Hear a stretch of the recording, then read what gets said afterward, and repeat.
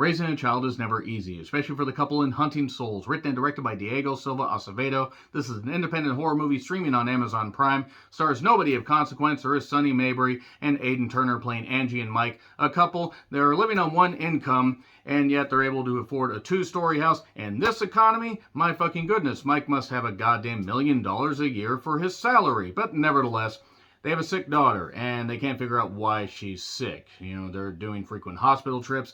Mike's missing out on some work, and one night, after a very, very bad dream that almost seemed too real, where Mike was besieged by bad shit he thinks is going to happen to him, what basically ends up happening is they take the daughter to the hospital, and the doctor and nurses, nurse, figure out that there's something going on here, and there's similarities to other cases. And after talking to Mike and Angie, social services are called, and other typical cliches happen where, Mike and Angie have to figure out what's going on. They have to solve this mystery before their daughter is history. This ain't DuckTales, bitch. Woohoo.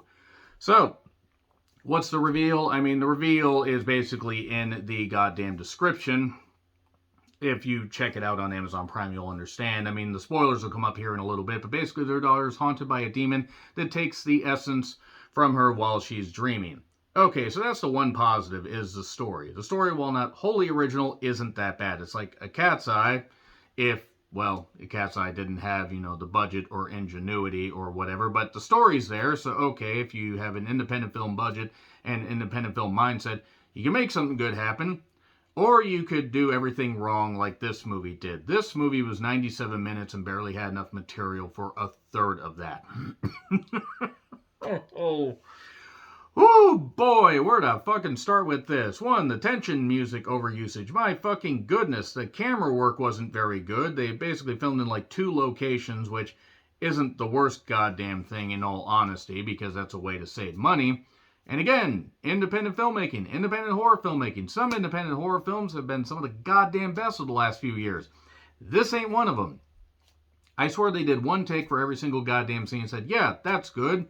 Don't worry, we'll get this film knocked off, and yes, we will release your family member / favorite pet when you are done fulfilling the obligation and the contract to Satan, because that's the only explanation for why this fucking movie was made.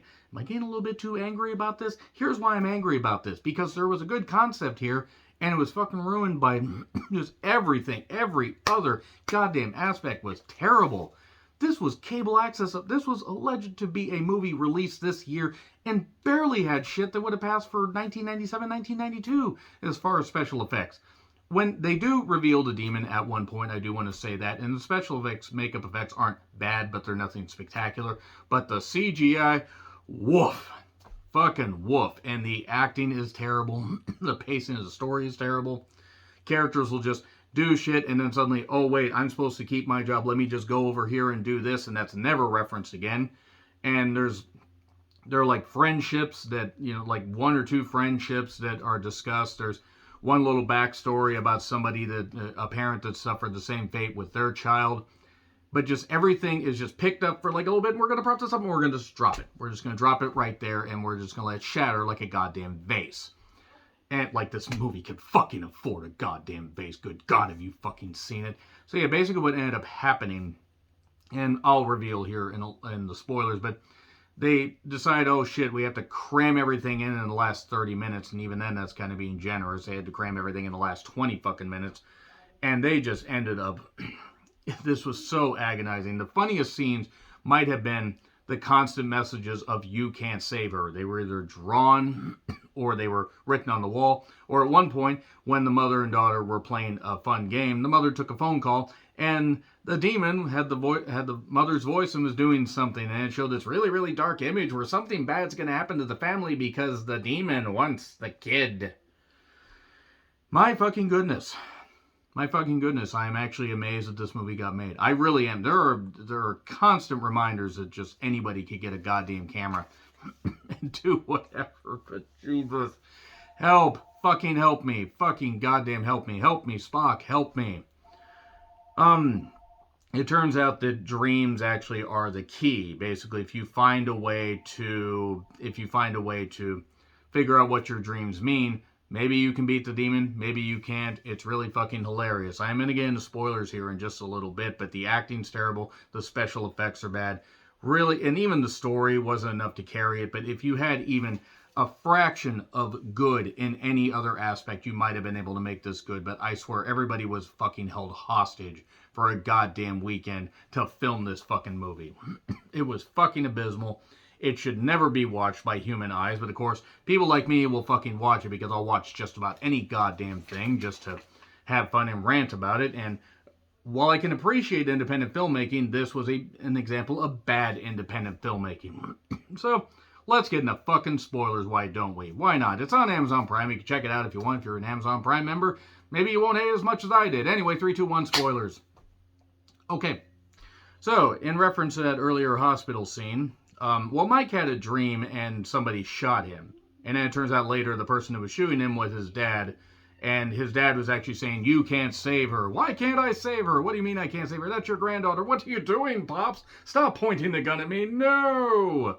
And then the hospital scene where the doctor and nurse are talking. The nurse says, oh, hey, there's this kid Carl that died. Carl!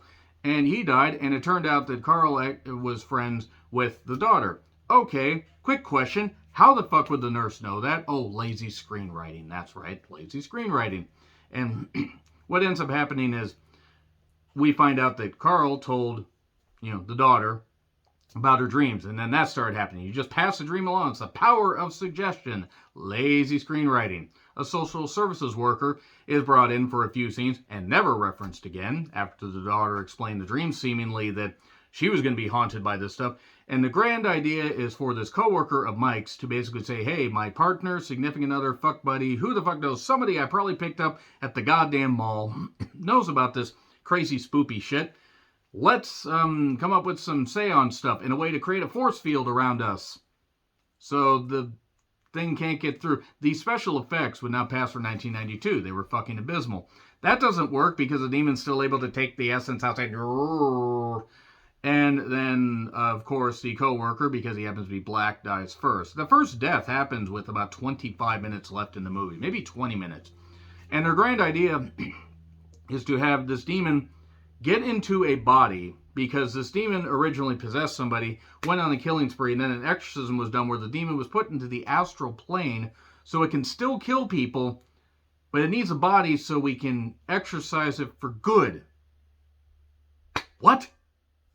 So Mike's grand idea is to be locked in the basement, or tied down in the basement, like we're in The Conjuring. And that doesn't work because the wife forgets to tie him down. He gets possessed by the demon and then tries to go on a killing spree. And then that thing goes tits up because he gets shot after everybody escapes, but he only gets shot in the leg. And the one woman or fuck buddy or whatever is saying, you have to kill him, you don't understand. So now he's possessed, he's in an institution, he can't see his wife and daughter, except through a window. Great fucking plan there. What was the fucking point? That should have been the tagline for this goddamn movie. Yeah. Ass. F. One of the worst movies of the year. Let me know your thoughts in the comments. Like, share, subscribe, Twitter handle in the description. I'm John Recklin. I'll see you soon.